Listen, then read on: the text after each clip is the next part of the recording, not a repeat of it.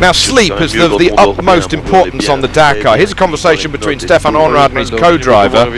He says, did you get any sleep last night? Well, says Stefan, I didn't sleep very well. The bikes, they woke me up at very early. What time? Very early, about 4 o'clock.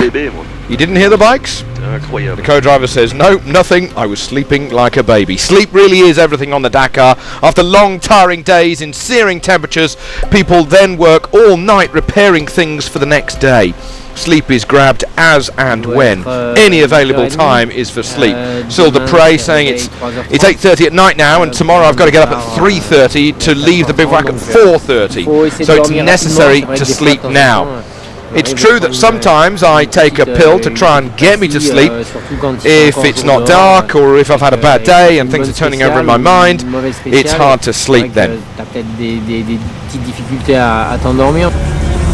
Some normally have much more sleep, others just battle through it. Everybody has a different rhythm.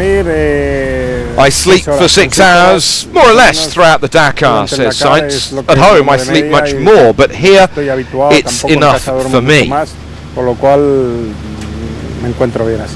Sainz is a works driver. Others just do not have that luxury. Others battle through. Those guys that took 36 hours on the 7th stage, arriving into the rest day at 1 minute before the cut-off time, they were absolutely so tired they were crying. And then once you try and get to sleep, there's that bivouac noise, generators, angle grinders, everything. He says it's very hard on the Dakar, says this truck driver. The stages are just so long. We actually haven't slept for 3 nights. It's been impossible to get some sleep. We managed to service during the rally with the adrenaline, I suppose. We're in the action and then it's impossible to sleep. It's a question of grabbing it whenever and wherever you can.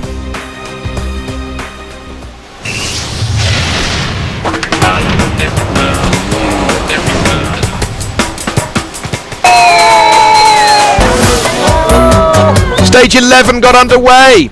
We left Chile and we have now gone back into Argentina. We have come over the Andes Mountains and past some spectacular scenery. Stefan Onrad with his own made buggy on the start line, just preparing things.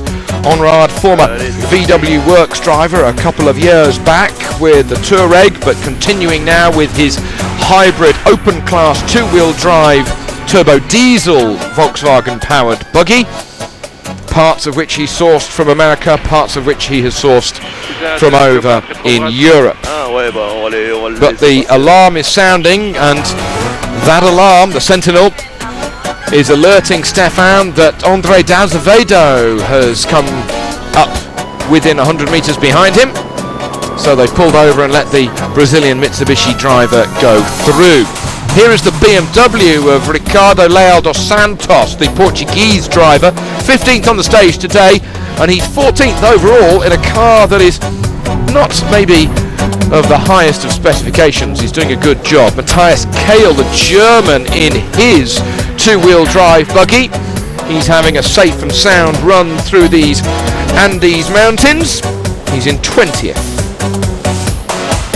Passing Mount Aconcagua at over 20,000 feet. That's just under 7,000 metres in heights. Once more, the scenery just spectacular. We haven't quite got rid of all of the dunes. There's a few on the horizon tomorrow for stage 12, but we'll get there and worry about that in 24 hours' time. Robbie Gordon didn't have time to look at the sights, but he was 7th on the stage, only 5 minutes off the victory, 10th overall for Gordon. Guillaume Spinelli, the Portuguese driver in the Mitsubishi. Those Mitsubishis, there's all 5 of them that started the rally with the Stradale squad, and there's all 5 of them that are still in. They're having a very good run. Now then, can you imagine a V6 howling through a valley such as this of Orlando Terranova? It sounded wonderful, I can tell you, when it thrashed down there through the dust. Terranova, though, so unlucky not to be victorious on the stage, only 30 seconds off the stage victory, and that went to Gernan Schischerit. He led the stage all the way through, but for 1 checkpoint. It's his 2nd Dakar stage victory. His last was back in 2006, so it's been a while.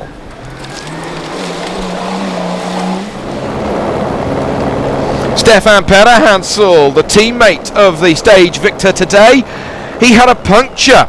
He was second on the road, so only had one person in front of him.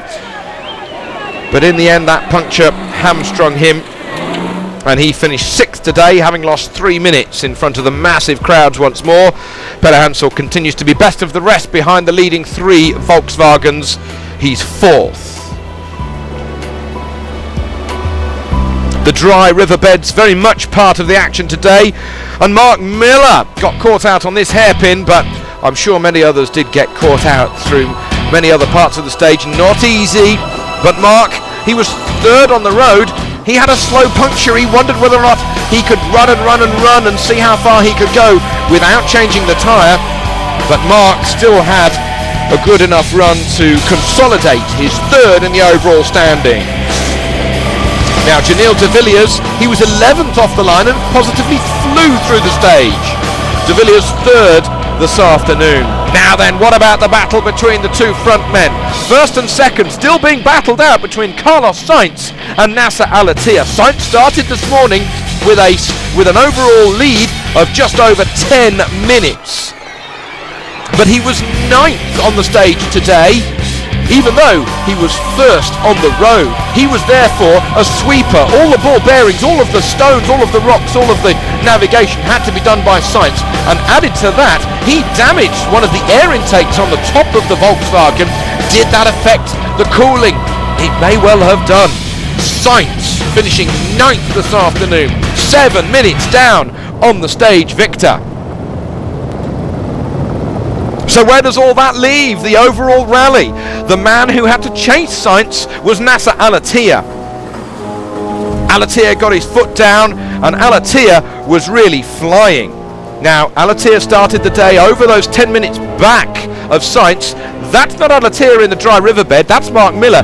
That is Al-Attiyah, who's taken a wide entrance to this valley and has opted to just go Harry Flatters to try and make up time in any which way that he can. So much so that he's so off route, he's actually in one of the public car parks and has to go left and find his way back into the dry riverbed. The time was ticking away for Al-Attiyah, who's been playing it pretty cool so far on this rally, but now we are really seeing the speed of the man from Qatar. Look at the desperation, the wheel spin, all 4 wheels spinning away underneath the Touareg, 300 plus horsepower being unleashed as he joins back into the dry riverbed.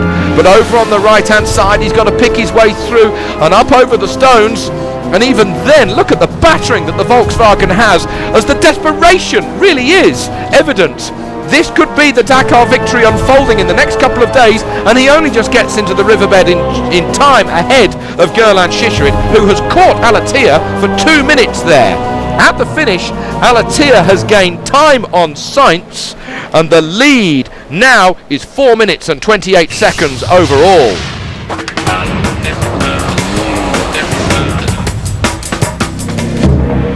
So Shishirit victorious ahead of Terranova by 30 seconds. De Villiers a good run from way back this morning, but Al-Attiyah 4th, Miller 5th. Sainz was 9th on the stage, so overall his lead that was 10 minutes at the beginning of the day over Al-Attiyah is now 4.5. Miller 3rd, Hansel and Shishirit. For the past 4 or 5 days, the boss has been asking me to be cool, but I've come back with the car. Only yesterday night I asked him to forget my limitations for a day, and he said, okay then, tomorrow you can go for it. If I take risks, it's only going to be for a couple of 100 kilometres, and we said, okay, let's do it. This morning I went very, very quickly into the stage attacking, and I told Tina that I wanted to win it. I started well, and we nearly crashed with Nasser. He didn't want to let me through. We actually touched at one point, door to door, for about 100 meters. Parecía muy fácil al principio, pero al final se complicó. It seemed easy at the beginning, but finally it was complicated. Very hard to navigate. Many stones. We had a great time though. One of the best of the rally. We had a couple of slow punctures. I don't know why. With the distance, we were slowly losing pressure, and finally we had to fix it. We were behind Mark, but in the dust.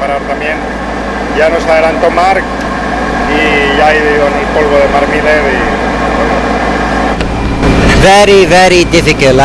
It's unbelievable. You know, this stage, I thought it will be easy, but it's not easy. Never easy. No, look, we was in the dust of Carlos, and we missed the road, and we hit big tree. This was really, we are lucky not rolling.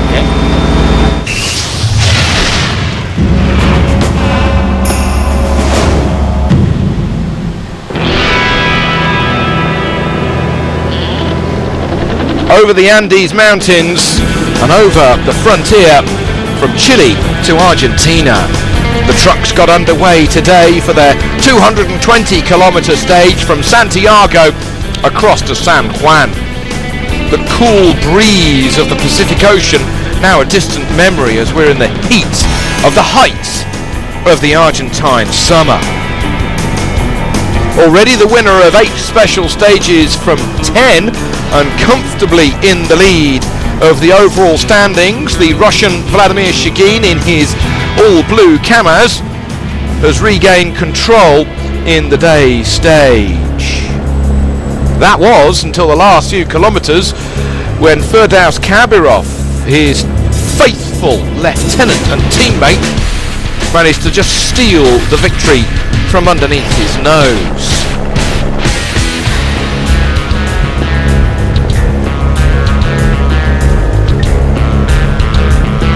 Some wide open spaces where these guys can really get wound up, but of course the truck's limited to 150 kilometers an hour.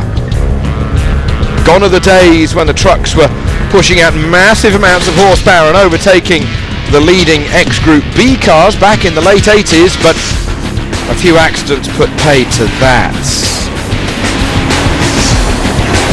Gerard and Hannes de Roy not driving in this year's event, but they're running a team.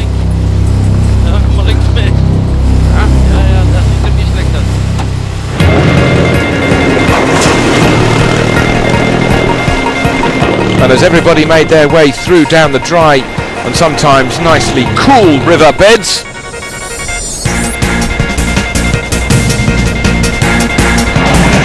there was a chance to really show their strength and their might. Unstoppable. The strength that these things have is just quite unbelievable on an engineering scale.